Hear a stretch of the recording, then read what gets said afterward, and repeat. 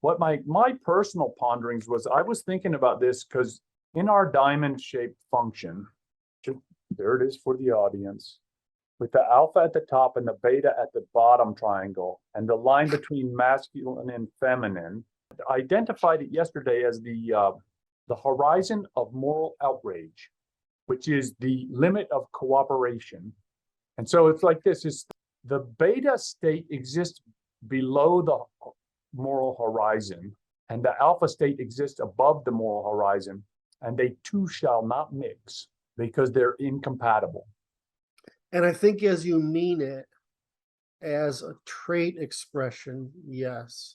Like if I'm performing an administrative function in an army and I'm under the natural law, that's different from performing an administrative function in political system, a bureaucracy. In other words, where the criteria isn't duty or loyalty, but political assistance and organizing. And if I'm doing the same beta administration in a clerisy where I'm creating a social organization, the question, it's like many things, is organizing is either for good or ill ends. And what are the three means of organization? Okay. Well, you can organize for duty, but the duty can be moral, immoral.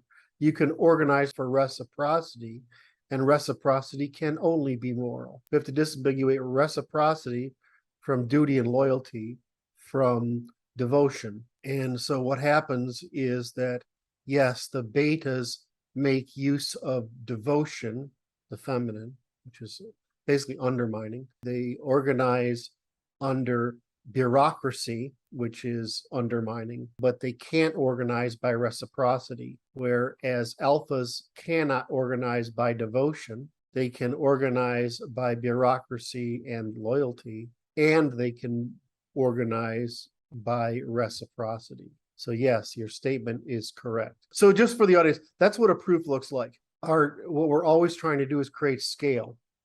Okay. So reciprocity is really obvious at the in other words, really obvious at the individual scale. It's relatively like empathy. It's really obvious at the group scale. The problem is that both empathy and reciprocity and order, all three, empathy, reciprocity, and systemization, all of these things encounter problems of malincentives as they scale.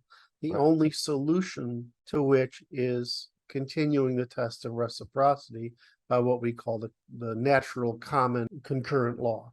In other words, the degree with which you can maintain reciprocity as you scale any organization or set of organizations, including that set of organizations we call the government and the polity. They're always going to run into one of the problems if they don't maintain reciprocity. So the problem of crime and the problem of order, basically what you're calling corruption. What you're describing, betas, is corruption. The proper terminology corruption would be defined as the malincentives that permeate the system in order to continue the wheels turning despite the irreciprocity of it all. So the problem is you have to increase the precision of your law by increasing the precision of natural law towards the science of natural law. And you have to maintain the market for the application of natural law in order to scale without, by scale, offsetting all advantages of scale by corruption. That's the law of human organization, is that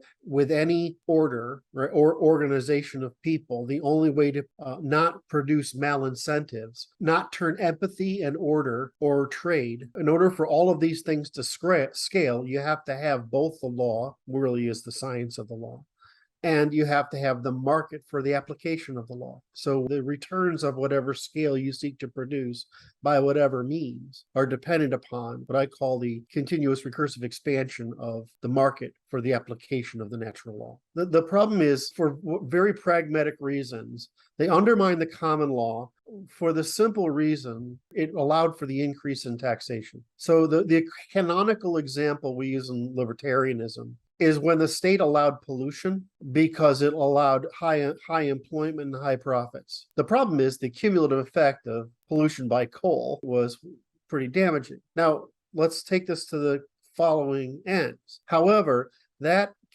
becomes a temporary asymmetry, as what happens is people allow pollution only during this initial phase, and then they disallow it and correct for it. So that's what happens in all economies, right? Is people tolerate an initial harm. The problem is, likewise, the initial harm that people tolerate by the abrogation of the natural law, by allowing things like pollution or early corruption, we seek to correct over time.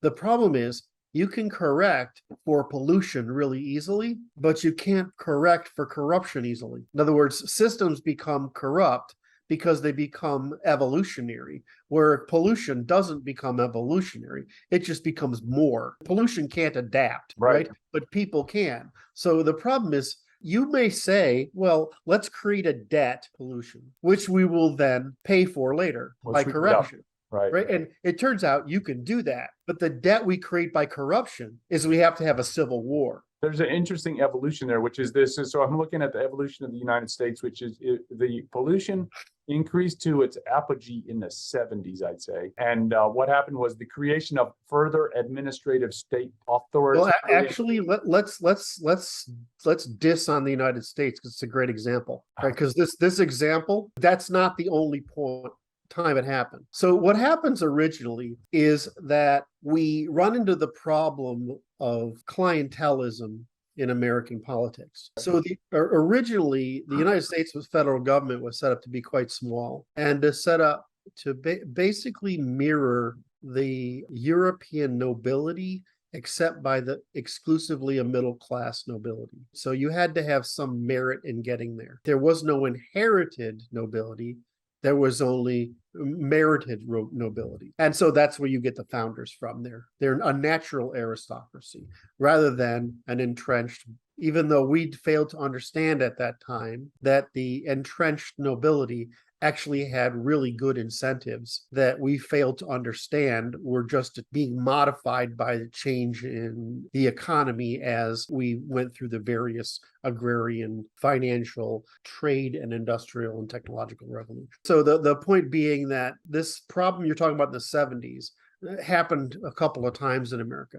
Fukuyama is the best person who explains the problem of clientelism.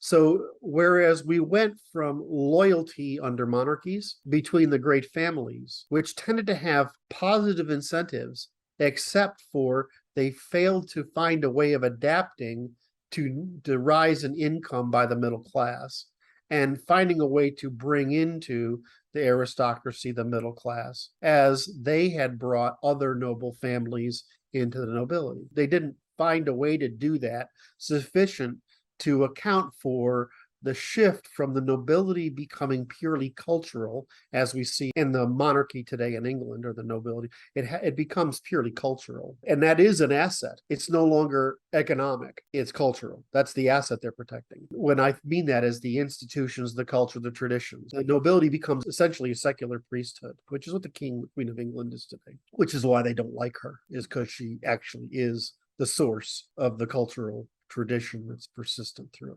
Well, that's what we want the monarchies to be. So we got this. But what happened was we reinstituted clientelism. So instead of a natural aristocracy and loyalty between the aristocracy, we created clientelism. An American, what we complain about during the mid to late 1800s is the government needed to scale in response to the Western expansion due to, at first, the Louisiana Purchase. So we needed a bigger government to be able to settle that territory, because the economic and political advantage of having that territory was higher than not. In other words, it was necessary.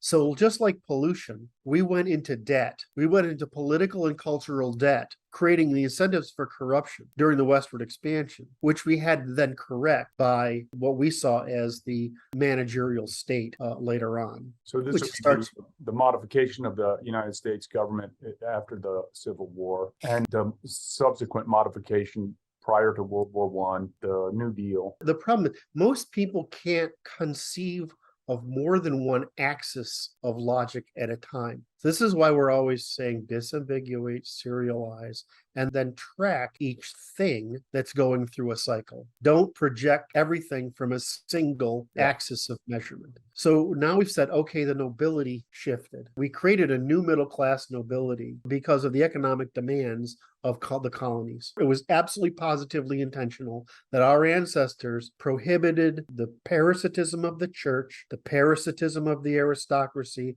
and the parasitism of the peasantry. All three. So the middle class, the top, prohibited the parasitism of the church, the left, the parasitism of the aristocracy, the right, and the parasitism of the peasantry, the bottom. It prohibited all three. That's what the American experiment was. It's based re-expression of the Germanic evolution over time, which created the city-states and the Hanseatic League, the city-states, and England expressed that as the modern state, to which France rebelled, Germany rebelled, the Jews rebelled, Russia rebelled, China rebelled, India rebelled, Africa is still rebelling, right? They're all still rebelling, but the most important one is the Middle East because we're still religiously interwoven with the Middle East, even though we're culturally, politically not. Right. Okay, you start out with the premise of the 70s being an increase in corruption. It was increase in the power of the administrative authoritarian state as a response to the pollution. Right. So the pollution is the canonical example because it allows us to understand that we will sometimes go into debt, immorality, in order to achieve an end which we correct for later by eliminating pollution. So that's just a great example because what we can see is every single sieve goes through it. They allow pollution during industrialization, which is necessary to create the capital to raise them out of poverty. And then what happens is the emergent middle class then doesn't like the pollution and then pays to get rid of it, right? We see this every fucking where. China, of course, does everything too big, too fast, too hard, and too poorly, which means that they now have polluted the whole fucking country, and God knows if they can get out of it because they try to do everything with bypassing the evolutionary states that we all need to go through in order to become advanced civilizations. So I'm going back to, but America went through these same cycles that everybody else goes. Europe went through these same cycles. The difference is European went through a majority middle class experiment and Europe didn't. They retained the peasantry, the cult of the peasantry, the cult of the aristocracy, and the cult of the clerisy. They think by killing the cult of the clerisy and killing the aristocracy, they have solved the problem, but they never killed the cult of the peasantry, whereas America did. So that's why Marxism could take root in Europe, but it couldn't take root in America. But woke could take place in America because we brought in the problem of race, which is fundamentally a class problem. In other words, the difference in the problems between the races is simply a difference in the size of the classes in the races. In other words, the problem of race in America is a class problem. We brought in through race two things by not sending them back, so to speak, as Lincoln wanted to do. We wanted to send them back, which was a high cost. So they wouldn't pay the cost then, so we pay the cost now. Recreating the class problem that they have in Europe, which ended up in social democracy, which is what they're trying to bring here and bring us the same social democracy. Except America can't work under social democracy because the middle class majority experiment can't work. So there we have to revert to top and bottom against the middle, which is what Europe has done. The French are just authoritarian Latin Catholic. So the French just secularized the Catholic Church. The church was captured in Europe by the aristocracy, which made it into the Catholic Church, which natural law, and which eventually made it into the Protestant Church, which was an elimination of the bureaucracy because Central Europe, Germanic Europe had basically used manorialism to eradicate the lower classes, genetically eradicate them. And that came to England and then to America as a majority middle class society, which is reverting back to the Germanic tradition and the old European tradition. But France has stayed feminine, authoritarian, Latin, basically Hebrew. And so you see that in the construction of French law continental law, which is authoritarian, rather than Germanic common law, which is evolutionary, which is empirical. Problem is that as we see, the French authoritarian and Russian authoritarian and Chinese authoritarian, these laws, these are historical systems of law, tell you what you can do and what you can't do. Whereas in the common Germanic law, we only tell you what you can't do. We don't tell you what you can do. You can do anything that you can't do. They wonder why all the intellectuals and all the commercial ventures leave Europe for the USA. The entrepreneurs, they leave and come to the USA because we're still this middle class economy that tries to suppress the top, tries to suppress the bottom, so that everybody has to conform to becoming the middle. Well, what happens to Europe is there's the brain drain. What's happening to Russia? There's a brain drain. Where are we getting all these scientists? Well, we're getting them from India and China, right? And we're getting a lot of their top people, and less so now, because for the past 10 years, China's had the fake miracle, right? And now that miracle is being exposed as a fraud. Our miracle isn't. However, what's happened is that the Marxist woke have tried to use our Christian forgiveness, our lack of prohibition on what you must do, and our exclusive prohibition on what you must do as an opportunity to bring woke here, to convert from class Marxism, creating the top and bottom against the middle, to race Marxism, which is again just class Marxism in a different robe, in order to shift us back into top and bottom against the middle. So the betas, in other words, the credentialists, who are not natural aristocracy, because natural aristocracy means surviving in reality, not against credentials. What's reality? It's only military and commercial. That's it. Those are the only realities that are evolutionary expressions that are tested for evolutionary success against the real world, whereas credentialists are tests against the social world, which allows for the maximization of lying against evolutionary pressures of the real world, because they only run out of fake success until they've run out of ability to engage in parasitism. So what all civilizations other than the West under the aristocracies did is they created credentialist classes that ran out of evolutionary ability to consume. And by the 800s, every other civilization in the world had set into decline. China had the least opportunity to decline because rice is simply a better crop than all other, and they're isolated. They're basically on an island, whereas nobody else is in Eurasia. Eurasia is essentially on an island. Africa's on a trade island, but they're not on a war island. Europe is on a trade island and a war island. America is on neither a trade island nor a war island, because we have, like England, control the sea. So my point here, or my multiple set of points here, is that there's a difference between the debts we can go into and correct for, i.e. pollution, borrowing, anything economic, and behavioral debts. Why? Because nature remains constant and man doesn't, because man is dependent on institutions, norms, traditions, metaphysics, and assumptions. So we can destroy those truths, even if we can't destroy the truths of the world. And we can devolve that information system that we're dependent upon, because we don't understand that you're either reflecting the world and slowly insulating yourself from it so that you can go into debt. Because what is cooperation other than a continuous exchange of debts and credits, right? That's what trade is, debts and credits. So we can go into debts and credits within what we've created, within the insulation from the natural world we've created. So there are debts we can go into and recover from. There are debts that we can go into and not recover from. And there is war we can go into and recover from. And there is war we can go into and not recover from. What's the difference? The difference is what Hayek called, or we call social capital, which is social, political, and institutional capital, or what we today call metaphysical capital. Yep. The things we all depend on for cooperation at scale that we're unaware of. We can measure the physical world. We can measure pollution, but we don't measure bowling alone. If we measured bowling alone, we'd see why we're getting poorer, because woke is destroying genetic, cultural, institutional normative, and informational capital.